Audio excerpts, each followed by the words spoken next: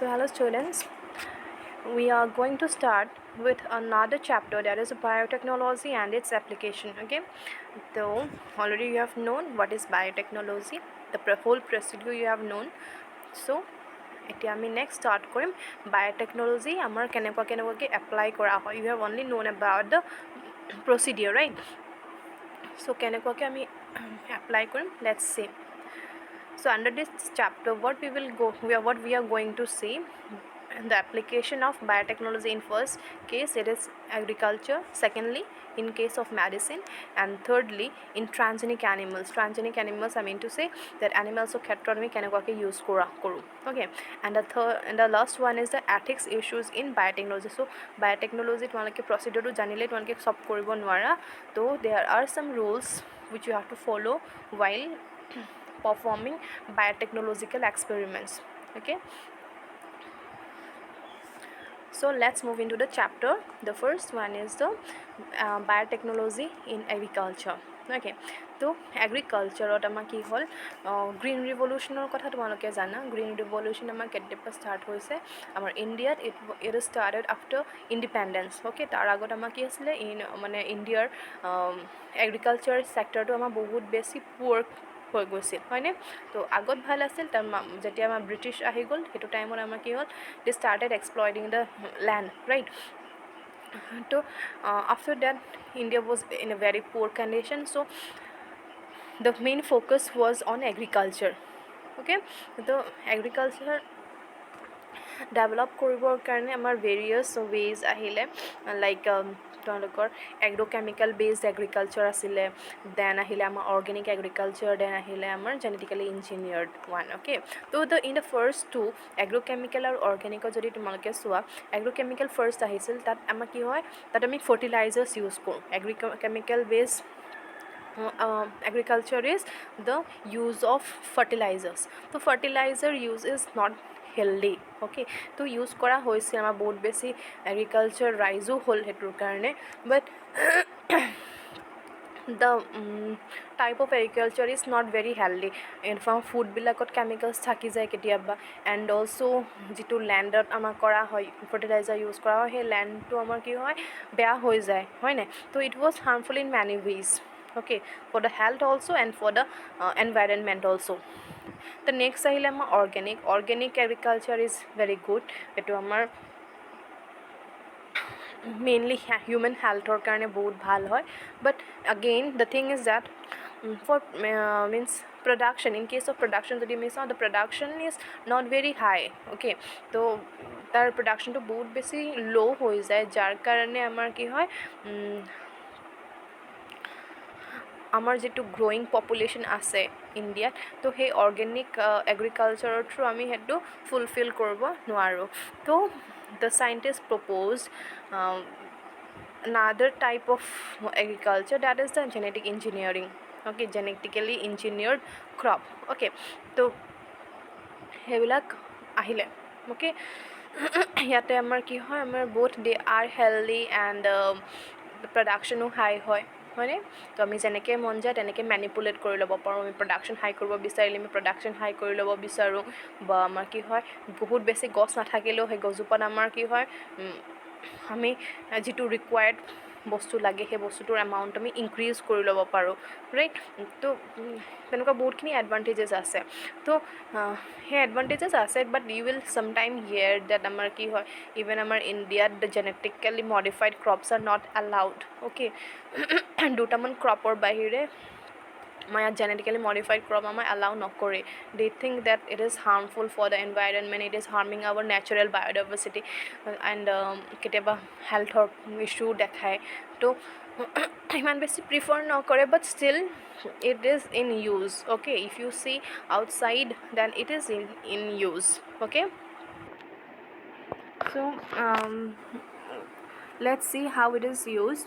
Okay, then this genetically engineered plants, they are also known as transgenic crops. Okay, so transgenic crops বুলি কোৱা হয় because their gene is transformed. Okay, means moreover they are also known as genetically modified crops GMC বুলি কোৱা হয় তোমালোকে কেতিয়াবা কেতিয়াবা পাব পাৰা ইয়াত মই ইনক্লুড কৰা নাই but remember that it is also mentioned in your book okay GMC বুলি GMC are nothing but genetically modified crops okay বা GMO বুলিও পাব পাৰা genetically modified organism because we are doing biotechnology in case of animals also so it is also known as genetically modified organism okay আৰু C হ'লে সেইটো crop হ'ব ঠিক আছে চ' আমি এতিয়া এগ্ৰিকালচাৰৰ ক্ষেত্ৰত আমাৰ মষ্ট প্ৰিভেলেণ্ট ওৱান অ'কে আমাৰ মষ্ট প্ৰিভেলেণ্ট আমাৰ দুটা আছে আমি সেই দুটাই পঢ়িম the first one is the BT toxin use of BT toxin আৰু the second one is the RNA interference method okay BT toxin is a very common method তোমালোকে জানিব লাগে যোনে পেপাৰ এণ্ড অল পঢ়ি থাকা you will get to hear BT মানে ক্ৰপছৰ কথা like আমাৰ বহুতখিনি ক্ৰপছ আছে BT cotton BT potato okay বহুতখিনি আমাৰ আছে লাইক BT বেঙেনা বুলি খুব কয় BT বিলাহী বুলি কয় অ'কে তো BT আমাৰ ক্ৰপছ বহুতখিনি আছে তো that is the first one BT টক্সিনৰ আমি ইউজ চাম আৰু ছেকেণ্ডত আমাৰ আছে RNA ইণ্টাৰফাৰেঞ্চ এটা সেইটো মেথড হয় ঠিক আছে তো let's move on to the first use that is the application of BT toxin okay তো what is now BT toxin তো BT toxin BT যদি আমি ফাৰ্ষ্ট কওঁ BT stands for Bacillus thuringiensis okay তো Bacillus thuringiensis নামৰ এটা আমাৰ bacteria আছে যাক আমি মানে যাৰ গাত কি হয় এটা প্ৰ'টিন প্ৰডিউচ হয় অ'কে এটা প্ৰ'টিন প্ৰডিউচ হয় তাক আমি ক্ৰাই প্ৰ'টিন বুলি কওঁ BT টক্সিন বুলিও কওঁ অ'কে তো সি এটা প্ৰ'টিন প্ৰডিউচ কৰে যিটো এটা মিন্স পয়জন হয় এটা টক্সিন হয় ঠিক আছে তো সেই টক্সিনটোৰ নামটো আমি কি বুলি ক'লোঁ ক্ৰাই প্ৰ'টিন বুলি ক'ব পাৰা বা BT টক্সিন বুলি ক'ব পাৰা আৰু সেইটো ক'ত প্ৰডিউচ হৈছে ইন বেচিলাছ থুৰিঞ্জিয়েনছিছ তো এইটো আমাৰ লাষ্ট ইয়েৰ তাৰ আগৰ এক্সামত আহিছিলে হোৱাট ইজ BT টক্সিন তো BT টক্সিন আমাৰ কি হয় it is a toxin produce by the bacteria Bacillus thuringiensis okay then তো এতিয়া আমি চাম এই প্ৰ'টিনটোৰ কথা যিটো আমাৰ BT টক্সিন আছে ক্ৰাই প্ৰ'টিন যিটো আছে সি কি হয় সি আমাৰ এই বেচিলাছ থুৰিঞ্জিয়েনছিছৰ ভিতৰত প্ৰডিউচ হয় it is produce inside the body of Bacillus thuringiensis Bacillus thuringiensis have a particular gene okay that particular gene সেইটো কয় ক্ৰাইজিন বুলি ক্ৰাইজিনে ক্ৰাই প্ৰ'টিন প্ৰডিউচ কৰে ক্ৰাইজিনে cry protein or BT toxin produce কৰে ঠিক আছে তো সেই ক্ৰাইজিনটোৱে কি কৰিব BT টক্সিন প্ৰডিউচ কৰিব আৰু সি নেচাৰেলি প্ৰেজেণ্ট থাকে আমাৰ বেচিলাছ থুৰিঞ্জিয়েনছিছৰ বডিৰ ভিতৰত ঠিক আছে বাট ইন নৰ্মেল কণ্ডিশ্যন মানে নেচাৰেলি সি যিটো বেচিলাছ থুৰিঞ্জিয়েনছিছ আছে সেই বেচিলাছ থুৰিঞ্জিয়েনছিছৰ গাৰ ভিতৰত সি কি হয় ইনএক্টিভ ফৰ্মত থাকে অ'কে সি ক্ৰিষ্টেল ফৰ্মৰ এটা প্ৰ'টিন হয় সেই প্ৰ'টিনটো যিটো প্ৰডিউচ হয় সি ক্ৰিষ্টেল ফৰ্মত থাকে আৰু সি ইনএক্টিভ হয় ঠিক আছে ইট ৰিমেইনছ ইনএক্টিভ মানে সি বেচিলাছ থুৰিঞ্জিয়েনছিছক নামাৰে ঠিক আছে সি ইনএক্টিভ ফৰ্মত থাকে কিন্তু সেই বেক্টেৰিয়াটো বাই এনি চান্স যদি আমাৰ ইনচেক্টৰ বডিৰ লগত কণ্টেক্টত আহে তেতিয়া কি হয় ইনচেক্টৰ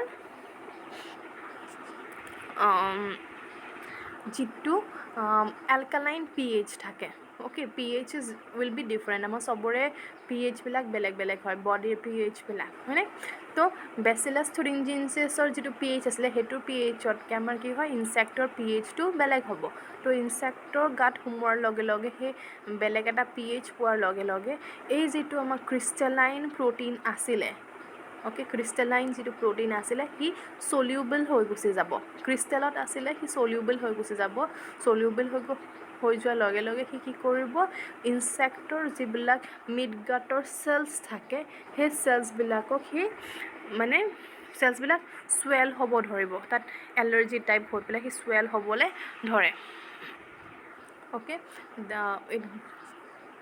swells. Okay, the cells will swell. আৰু চেলবিলাক ইমানেই বেছি swell হৈ যায় যে এটা টাইমত কি হ'ব, এই চেলছবিলাক burst হৈ যাব. Okay, the cells will burst and finally the insect will die.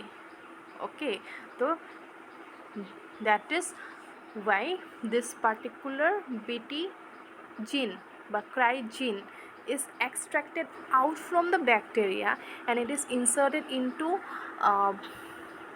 our plants. Okay, প্লাণ্টছৰ ভিতৰত ভৰাই দিয়া হৈছে সেই BT জিনটো, যিটো ক্ৰাই জিন আছিলে. অ'কে, BT জিন বা ক্ৰাই জিন তোমালোকে যি কোৱা, মানে যি কোৱা মানে সেই দুটা নাম আছে, তাৰ ভিতৰত যিকোনো এটা তোমালোকে ইউজ কৰিব পাৰা.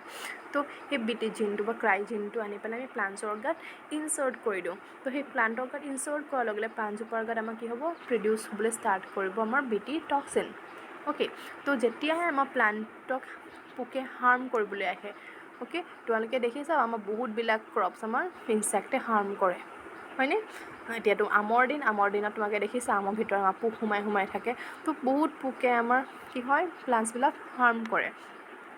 তো তেনেকুৱা ক্ষেত্ৰত আমি যদি প্লাণ্টজোপা মানে BT তাত জিন আমি সোমোৱাই দিওঁ বা প্লাণ্টজোপা যদি BT টক্সিন প্ৰডিউচ হৈ গৈ থাকে, তাতে আমাৰ কি হ'ব, যেতিয়া আমাৰ ইনচেক্টজনী হাৰ্ম কৰিবলৈ আহিব, কৰিবলৈ অহাৰ লগে লগে সি তাত আমাৰ BT টক্সিনটো তাহাঁতৰ গাত সোমাই যাব. BT টক্সিনটো সোমোৱাৰ লগে লগে কি হ'ব, যিটো ক্ৰিষ্টেল BT টক্সিন আছিলে সি এতিয়া চলিউবল হৈ যাব. চলিউবল হোৱাৰ লগে লগে তাৰ যিটো মিড গাট থাকে, মিড গাটত এলাৰ্জি টাইপ ফৰ্ম হ'বলৈ হয়. Cells will start swelling. Okay, আৰু সি ইমানেই বেছি ফুলি যায় যে ultimately the cell will break down, it will burst. Okay, due to which the insect will die, it cannot harm the plant anymore. ঠিক আছে, তো that is how BT toxin is used. Okay, ইয়াতে তোমালোকক তলফালে দিয়া আছে, তোমালোকে পঢ়ি চাবা কি দিয়া আছে. ক্ৰাইজিনৰ কথা দিয়া আছে, ক্ৰাইজিন বুলি কয় সেনেকৈ. আৰু আমি এতিয়া বায়'টেকনলজি যেতিয়া ইউজ কৰোঁ, আমি এতিয়া ক্ৰপবিলাকক BT বিলাহী, BT বেঙেনা সেনেকৈ বুলিয়ে কৈ যাওঁ, BT কটন সেনেকৈ বুলিয়ে কৈ যাওঁ. বাট সিহঁতৰ চব ক্ৰাইজিনবিলাক আমাৰ অলপ মানে বেলেগ হয়, সিহঁতি অলপ somewhat স্পেচিফিক. তো আমাৰ কি হয়, কটনৰ ক্ষেত্ৰত আমি কেনেকুৱা ধৰণৰ ক্ৰাই প্ৰ'টিন ইউজ কৰোঁ, ক্ৰাই 1AC ইউজ কৰা হয় আৰু ক্ৰাই 2AB ইউজ কৰা হয়.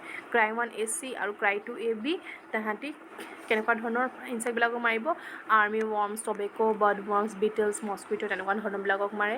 দেন আমি যদি কৰ্ণত চাওঁ, নেক্সট কৰ্ণত ইউজ কৰা হয়, তেনেহ'লে তাত ক্ৰাই 1AB ইউজ কৰা হয়, দেন ছ' অন. অ'কে, তেতিয়া তোমাক জাষ্ট এক্সাম্পল দি থৈছে. চ' আই গেছ তোমালোকে বুজি পাইছা কি ক'ব খুজিছোঁ. তো that is all about the BT toxin, the first use of biotechnology in agriculture.